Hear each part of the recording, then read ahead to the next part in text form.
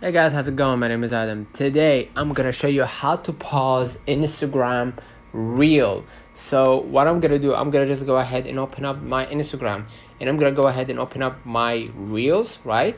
And what I'm gonna do, I'm gonna just go ahead and hold my finger on that reel, and as you can see, the video reel or the real video, the Reels video has been stopped, right? The Reels video now, I can move it and I can, see that I paused it. So hold your finger if you want to take a screenshot, whatever it might be, just go ahead and take your time to do it.